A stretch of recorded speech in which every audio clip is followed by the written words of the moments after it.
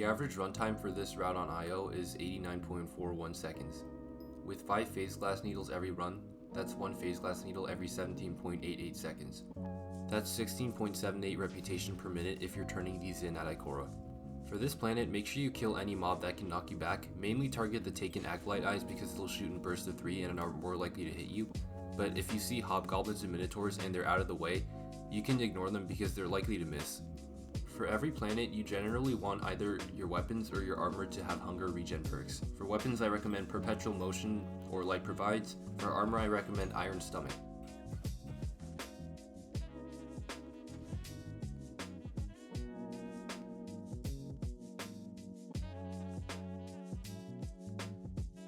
Since we have a little bit of downtime here, I'm going to explain how I found these routes. What I did was I went to every planet and I started the timer when I loaded in, and I would just record one run for each possible route. I compared those routes to see which one would give me the most planetary resources per second, and I tell you guys the average of those times and I show you guys my fastest run of each planet.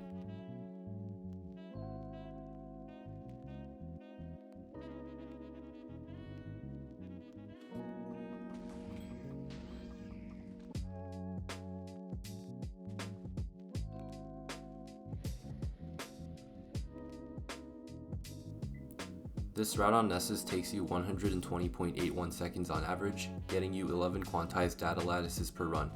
That's 1 quantized data lattice every 10.98 seconds, and if you turn these in at Ikora, that becomes 16.39 reputation per minute.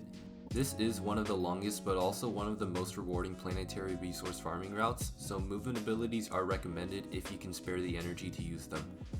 You'll see later in this run that I use my Root Buster on a Titan to serve as another double jump, but if you have the Frumious armor set bonus, that can also serve as a replacement.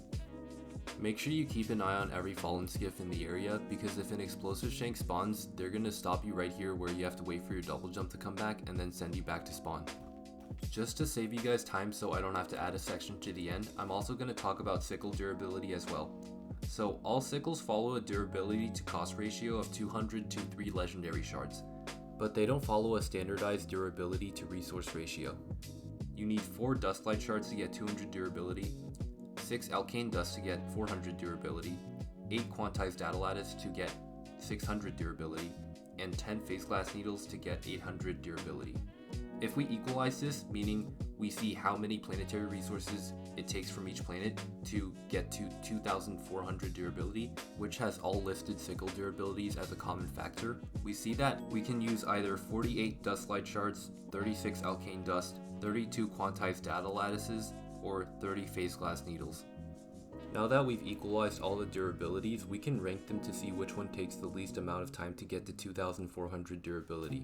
At first place, we have Quantized Data Lattice with 5 minutes and 51 seconds.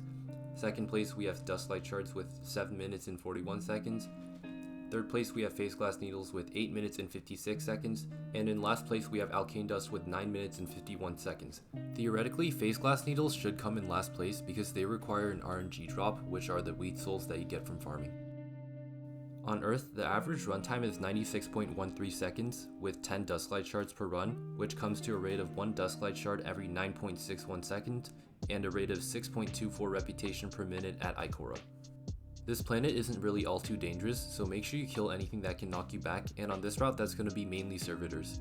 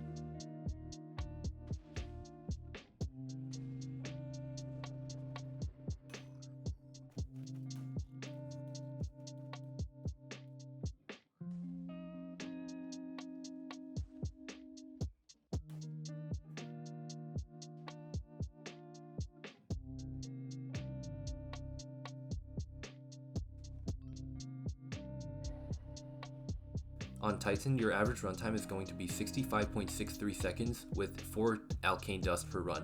That's going to be 1 alkane dust every 16.41 seconds, which comes out to 7.31 reputation per minute at Ikora. For this planet, you want to make sure you check for explosive shanks so you don't die, and also just don't bother using movement abilities and take your time, because there will be moments in this run where you have to just sit there and wait for the alkane dust to respawn. Now, even though you might be waiting for alkane dust to respawn sometimes, this route you're seeing on screen is still the fastest route you can take on Titan.